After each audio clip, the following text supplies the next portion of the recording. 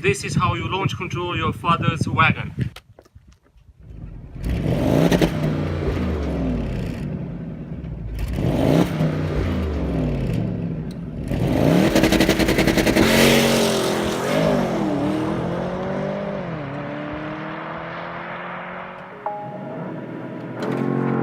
Woohoo! Bloody hell! Bloody hell!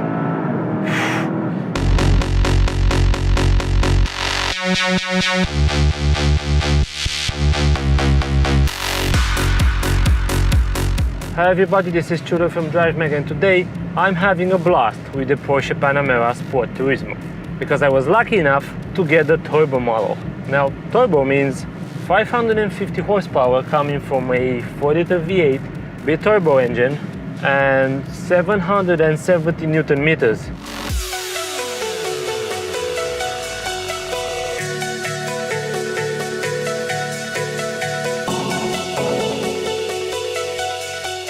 Now, everything I've said before is handled by the 8-speed PDK transmission, and this transmission is out of this world. Woohoo! It's amazing how the car moves its 2 tons without a fuss, and if there are football fans among you, I would say on the outside this car looks like Ronaldo, but not the Portuguese, the Brazilian striker, the original Ronaldo, and moves like him.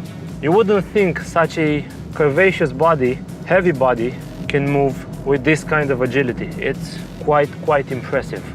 Now, what Porsche did was fit it with a rear-wheel drive steering system, and other than that, they have the PDCC setup, which is Porsche Dynamic Chassis Control. What they did was add electric actuators to the anti-roll bars, which now twist according to the car's movement, and I have to say body roll is dead, gone and buried.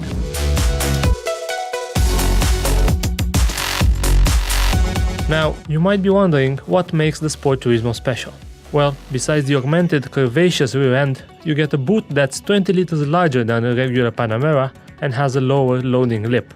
Plus, the rear bench seat can accommodate 3 people, or at least that's what Porsche says. In reality, there's room for 2 adults and maybe a toddler in the middle. In comparison, the regular Panamera has 2 individual seats in the back, so it can only carry a total of 4 people.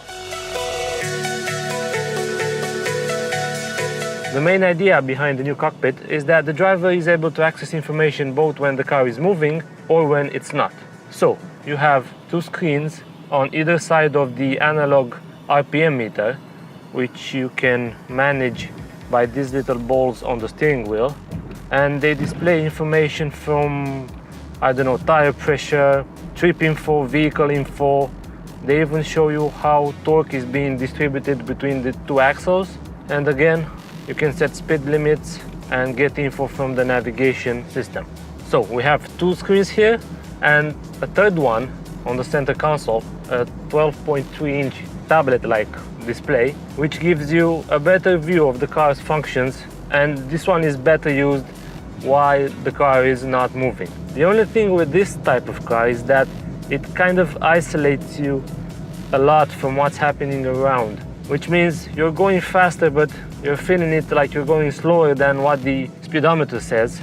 It's about cruising here first and foremost, because you want your family to feel well in this Panamera, to feel well looked after. So for that you have comfort, you have room, and okay, more room if you compare it to the regular Panamera. And then you have this lovely cruising experience where there's no noise, no tire noise, no engine noise.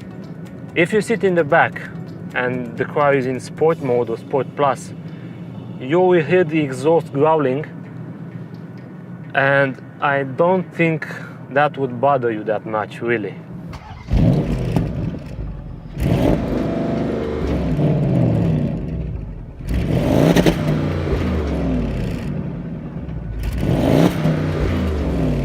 You can provide for your family in terms of space, practicality, and even fuel consumption if you're careful. Maybe not the turbo, but the diesel ones have better efficiency.